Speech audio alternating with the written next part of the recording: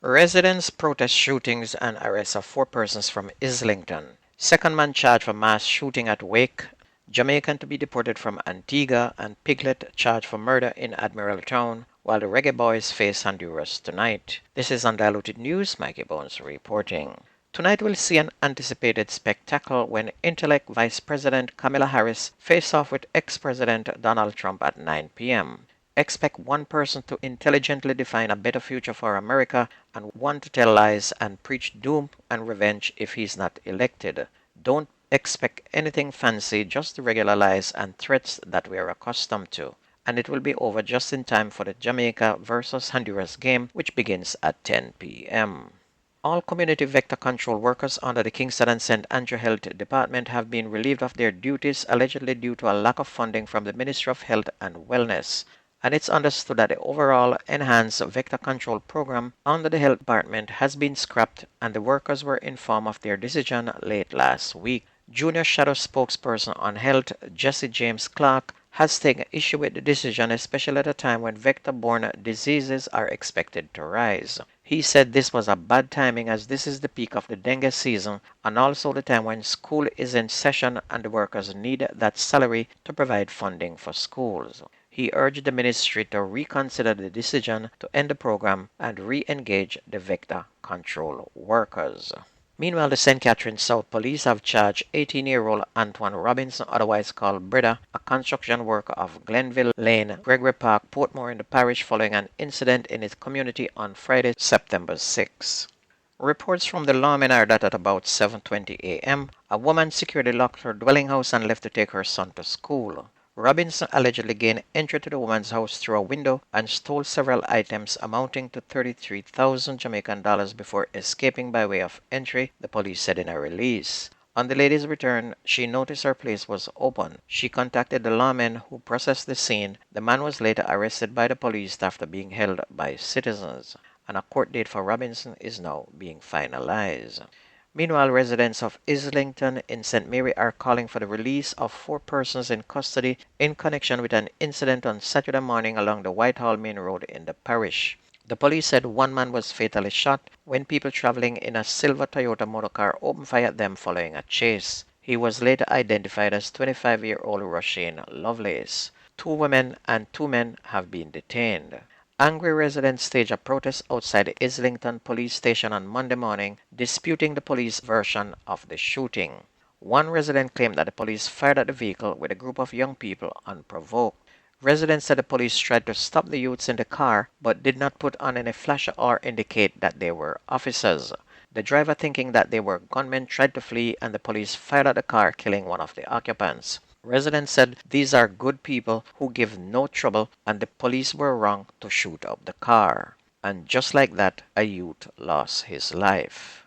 Commanding Officer of the St. Catherine North Police Division, Superintendent Hopton Nicholson, said a second man has been charged in connection with the shooting at a wake in Point Hill in St. Catherine last month. He is 20-year-old bus conductor Javon Dwyer, otherwise called JT of Cudjoe Hill in the parish. Superintendent Nicholson said he was charged on Thursday with 7 counts of wounding with intent, possession of a prohibited weapon, unauthorized possession of ammunition, using a firearm to commit a felony, and being a part of or participating in or facilitating serious offenses by a criminal organization. In the meantime, Superintendent Nicholson listed a number of persons of interest in relation to that attack at the wake as well as other crimes committed in the parish. One man was killed and 7 others shot and wounded on August 21st when gunmen fired on a group of people who had gathered at the wake being held for the grandmother of reggae artist Christopher Martin. Detectives attached to the Clarendon Police Division have charged a 33-year-old man with robbery with aggravation and wounding with intent following an attack on a man during which he allegedly stole a smartphone and $7,000. Charges came out Street, otherwise known as Bosshead, a laborer of Denby Crescent in Maypen. Reports indicate that on April 30 of 2024, Street approached a man fetching water at a catchment in the community. He allegedly pulled a knife from his waistband and demanded that the man hand over his valuables. When the man refused, Street reportedly kicked him several times, causing him to fall. He then allegedly took cash and a smartphone valued at $11,000 from the man's pocket before leaving the scene. The incident was reported to the police, who launched an investigation. Street, who was a well-known violence producer and had already been detained for previous infractions, was placed on an identification parade, and he was pointed out by the complainant and subsequently charged.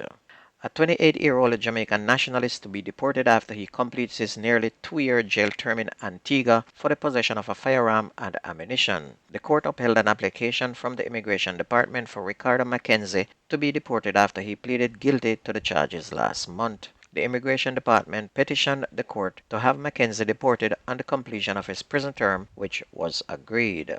A 22-year-old man has been charged for a murder which occurred on Benbow Street in Admiral Town, Kingston 12 2 months ago. Charged with murder, possession of a prohibited weapon, unauthorized possession of ammunition, making use of a firearm to commit a felony is Rajay Lewis from Penn Street, Kingston 12.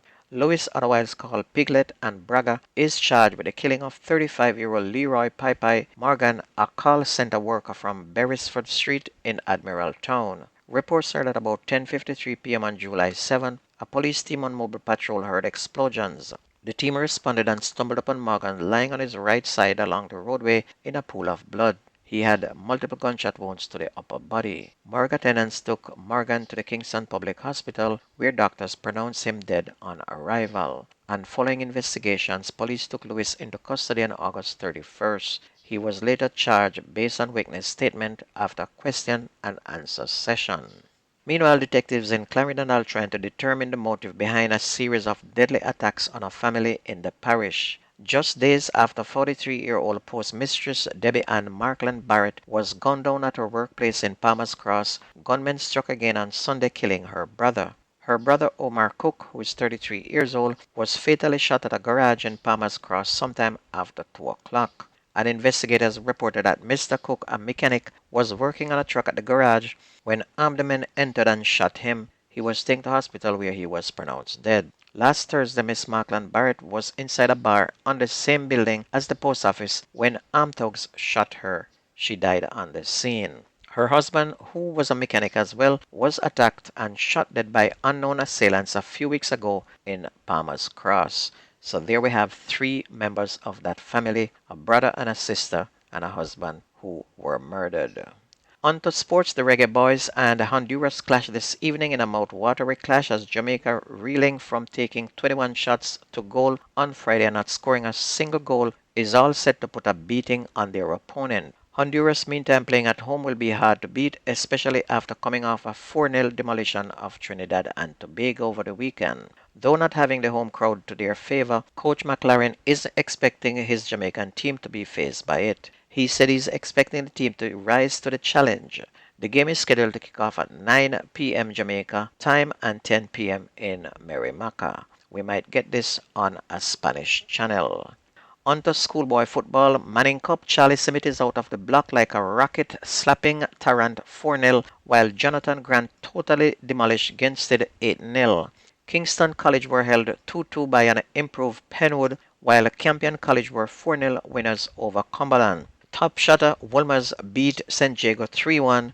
Jago always starts slow, so look for an improvement by them in the return rounds. Tivoli meantime beat Denham Town 4-1. Jose Marte beat Meadowbrook 5-2, while St. Mary's College and Edith Dalton played to a 1-all draw.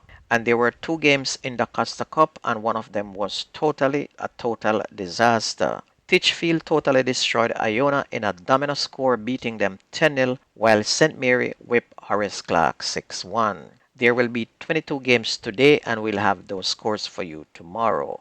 Now, if you missed the news on this radio station, please go to YouTube and type in Jamerican Undiluted News. Listen, like, share, and subscribe to keep it going. That's news and sports on your favorite radio station. My name is Mikey Bones. I gone.